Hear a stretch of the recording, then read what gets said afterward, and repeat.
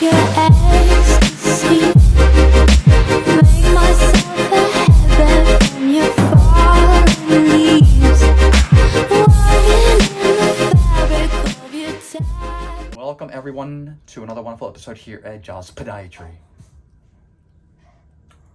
This is an unfortunate case that we're going to be presenting today. You know, the patient has traveled all the way from New York City to see us here in Miami. Just to give a little background to the entire world, this patient had surgery 2 months ago. Bilateral second digits, left and right, for the correction of hammer toe deformities. Yes. The original surgeon used, for the correction of the hammer toes, implants. Yes. 2 weeks after the surgery, the patient noticed that her second toes were actually floating off the ground, about 2 or 3 millimeters. The patient automatically knew that something was not, we'll just say, right. Wrong, like something was not right. So the patient reached out to us, you know, with those concerns, and the patient wanted to address the issue ASAP. So today we're going to be bringing down both floating toes, the correction of the floating toes, also the correction of bilateral flexible mallet toes, right? The curly toes. Digits number 3 and 4 of both feet, as well as the shrimp, the hammer toe deformity of the fifth toes, both left and right. Yes. Now, I want to be very, very clear with the world. This is something that the patient and myself were just talking about. Even the best of surgeons, the best of the best, get complications. It's just bound to happen. The more surgery surgeons do, or the surgeon performs, they will have complications. The good old saying is that you can teach a monkey how to do surgery. You know, what makes a good surgeon a great surgeon? How they handle the complications. Not only how they handle the complications, how they not only address the initial clinical presentation, but from A to Z, from start to finish. That's what it's all about. Okay, so as everyone can see, you know, the second toes are still very swollen from the previous surgery. The area of hyperpigmentation here is normal. So as everyone can see, Caesar, if you can get the front, there we go, the front shot. The toe is actually floating. You see? So we're gonna bring the toe down. You see? We're gonna bring it here, and then we're gonna probably move it right here. The third, fourth, we're gonna go ahead. Okay, bring the foot down, patient. Down, down. We're gonna go ahead and do that.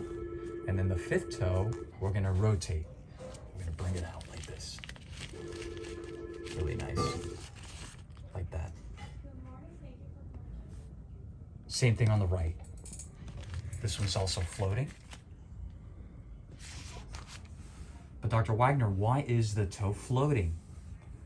You know, and again, I can only speak on behalf of this particular case. Sometimes these implants are not, they don't sit right. And if they don't sit right, this is what happens. The positioning and the location of the implant is critical. But again, we're going to be able to fix it. All of these procedures are going to be performed using our minimally invasive techniques. Office-based surgical suite, local anesthesia, no pin screws, plates, and or implants. So we're going to put a pause to this, and we'll show you guys the outcome. Okay, everyone, we're all done. All the procedures have been performed accordingly. Caesar, let's take a look here. So in respect to the floating second toes, little incision on the top, Same thing here. Excuse me. Left and right.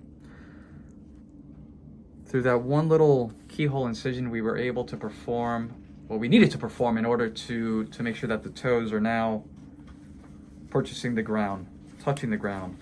In respect to the third and fourth toes, I want everyone to take a look how straight they are. What I'm gonna go ahead and do now is I'm gonna load the foot, right? And before they were the curly toes, now they're straight. And Dr. Wagner, where are the incisions? Right underneath here. 1, 2, and through this keyhole incision, we were able to correct the hammer toe deformity of the fifth toe. Just relax, patient. Super. And as everyone can see now, in respect to the fifth toes, nice and straight. Dr. Wagner, where are the screws? Where are the pins? There are none. What we're gonna go ahead and do is we're gonna splint the toe just like this with a tiny little, what we call a little steri strip for a period of about 3 weeks or so. Okay? But everything looks great. In respect to the right, same thing. Fifth toe is now. Same thing with the fourth, same thing with the third, and the second. The second, some people will notice that the toe now is actually straight. Before it was over here. Now it's nice and straight. You know, the same principles, techniques that we use today for these procedures, toe shortening, minimally invasive bunion correction, hammer toe correction, we use the same principles. How did it go? It was quick and it was good. No complaints. It was good. For all the people out there that are watching this video, what would you say to them? Come get your surgery done, okay? It's worth it. I loved it, and I got beautiful toes now. I loved it. Just like that. Yes, and it was very quick. We will continue to do what we do. Our goal is to educate, to put up, this great content, just to make sure that people do their homework, their due diligence. I will continue to say it, do your homework. It is important, it is critical. In respect to doing your homework, what are your thoughts? I should have came to him first. I should have came to him first. Guys, when you choose your surgeon, make sure you really do your homework, because sometimes you would think the best surgeon is, the most popular surgeon, but it's really not at all. And in closing, I'll just say what I said at the beginning of the video, which is even the best surgeons have complications. Even the best surgeons. If anyone asks their surgeon, have you ever had any complications, and they say no, run.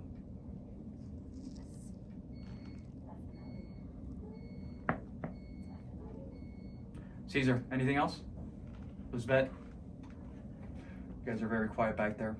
We will continue to do what we do. We're going to continue to educate the world that minimally invasive anesthetic foot and ankle surgery does exist. As always, thank you for watching.